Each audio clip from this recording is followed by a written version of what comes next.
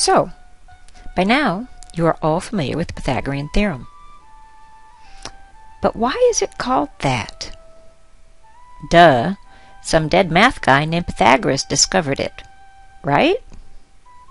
Well, here's what we know. Pythagoras is definitely a dead Greek guy. He was hanging around Greece from about 569 BC to about 475 BC. As a matter of fact, he ran a school in a place called Samos. But did you know that the Babylonians probably knew about how the Pythagorean theorem worked about 1,000 years before Pythagoras? How do we know? We found clay tablets that indicated the Babylonians were aware of this relationship in a right triangle. And what about those ancient Egyptians? Yup, they used the formula too. They knew if they made a triangle with sides 3, 4, and 5 units long, it would be a right triangle.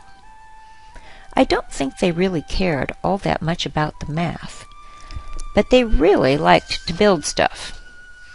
So it was really good to be able to make right triangles. If they were laying out their fields, or maybe the base of a structure, they used a long rope with knots tied in it, probably measured in cubits. The Egyptians would tie knots in a rope to divide it into 12 equal segments, and then they could count out segments of 3 units, 4 units, and 5 units long.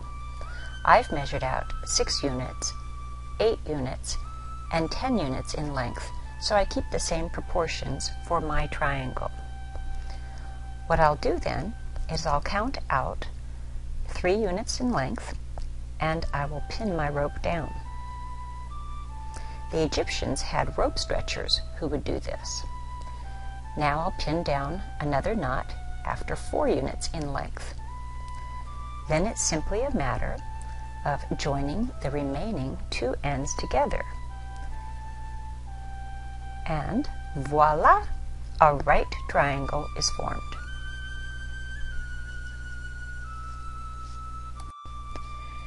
But let's go back to Greece and Pythagoras.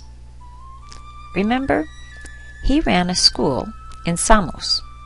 Nice place for a school.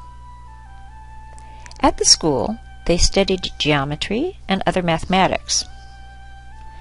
But they also studied philosophy and mystical stuff.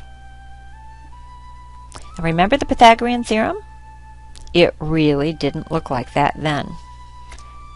They didn't use exponents or variables at all. They illustrated the Pythagorean theorem with triangles and squares. The sum of the squares on the sides of a right triangle is equal to the square on the hypotenuse.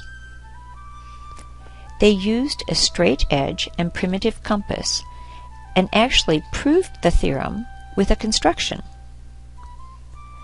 Pythagoras gets all the credit for the theorem, not because he was the first to use it, but because he was the first to prove it. And another thing, we don't even know if he proved it. We just know the proof came out of his school.